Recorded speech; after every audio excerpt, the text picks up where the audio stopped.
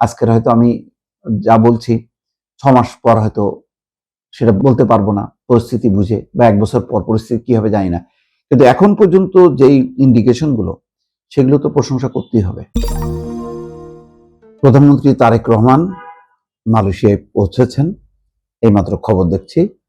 তার আগের খবর ছিল যে মালয়েশিয়ার পথে সস্ত্রীক প্রধানমন্ত্রীর সঙ্গে 8 মন্ত্রী, প্রতিমন্ত্রী এবং উপদেষ্টা।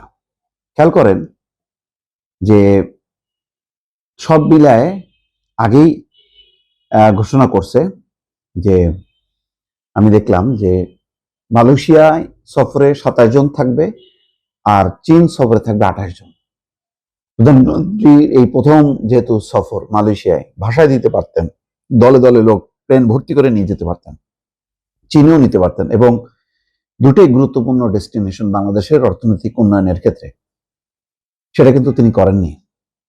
আবারও একটু পিছনে যাই, বেশি পিছনে যাওয়ার দরকার নেই, শেখ হাসিনার আমল তো বাদই দিলাম, এগুলি তো প্রতিটা সফরই হতো একটা মানে আমোদ প্রমোদ ভ্রমণের মতন করে, ওটা বাদ দিলাম। 5ই আগস্ট পট পরিবর্তনের পর দেশে যে পরিবর্তন আনার কথা ছিল, সেই পরিবর্তনের মূল মুখ হিসেবে সামনে চলে আসলেন তিনি হচ্ছেন ডক্টর মোহাম্মদ ইউনূস।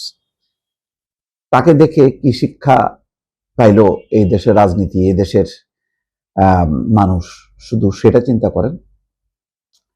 একটা সফরের কথাই বলি, আজারবাইজান 98 জন নিয়ে তিনি গেছিলেন।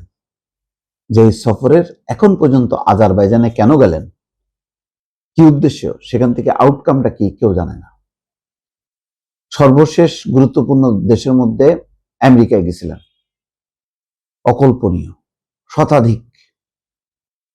শতাধিক সফর সঙ্গী ছিল, এর মধ্যে আবার বিএনপি, জামাত এবং এনসিপি নেতাদেরকে নিয়েও গেছেন। কেন গেলেন, কি আউটকাম, এগুলি জাতিসংঘের, এটা হলো জাস্ট একটা আনুষ্ঠানিকতা বাংলাদেশের জন্য। তিনি একটা ছোট্ট টিম নিয়ে যেতে পারতেন, তাও যদি সেখানে যদি ট্রাম্পের সঙ্গে আলাদাভাবে একটা বৈঠক করতে পারতেন, তাও কথা ছিল। সেটা যখন নেই, তখন তো এই যাওয়াটা অর্থহীন। তিনি যাবেন, যেতে পারতেন, না গেলেও সমস্যা ছিল না, পররাষ্ট্র উপদেষ্টা যে বক্তৃতা দিয়ে আসতেন, তারপর তিনি গেলেন, বক্তৃতা দিলেন, কিন্তু সাথে এই বিশাল বহর কেন? তারপরে লন্ডন সফর, প্রত্যেকটা সফরগুলি দেখেন তার বহরের সংখ্যা কত, কি পরিমাণ ব্যয়। মানে আপনি মানে আমাদের এটা কি ছিল হাসিনার বিরুদ্ধে, যে সে বিশাল বিশাল হাউস প্লেন ভর্তি করে নিয়ে যেত, এবং একটা ফ্লাইট নিল, এখান থেকে চলে গেল প্রথমে ফিনল্যান্ডের যে ববির সঙ্গে সাক্ষাৎ করলো, ওদেরকে নিয়ে চলে গেল লন্ডন থেকে আবার জয়ের সাথে দেখা করে ফিরে আসলো আমেরিকা, নিউ ইয়র্ক থেকে আবার গেল ওয়াশিংটন। এই কারবার করতো, তো মানে রাজারা যা করতো ঠিক সেই রকম। তো এটা বাদই দিলাম, ওই চ্যাপ্টার তো ক্লোজ। এই ধরনের অপচয়, দুর্নীতি, মানে এটা তো অকল্পনীয়, এটা ইতিহাস, এরকম বাংলাদেশে আর ফিরে আসবে না। কিন্তু ডক্টর ইউনূসও বা কি করলেন? কোনো আউটকাম নেই।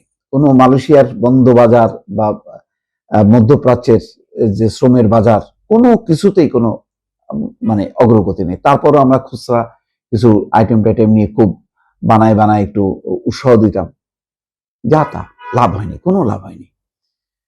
তারেক রহমান দেখেন তার সিলেকশনটা কি, মালয়েশিয়া গুরুত্বপূর্ণ, আমাদের সবচেয়ে আকর্ষণীয় একটা শ্রম বাজার মধ্যপ্রাচ্য এবং মালয়েশিয়া, সেটাকে তিনি প্রায়োরিটি দিচ্ছেন।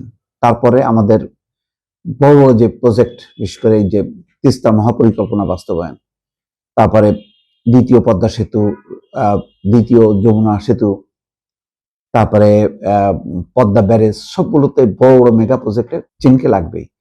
সেই চীনের সাথে যেই অবস্থাটা তৈরি করছিল শেখ হাসিনা, সেটা কিন্তু তারা অপেক্ষায় ছিল।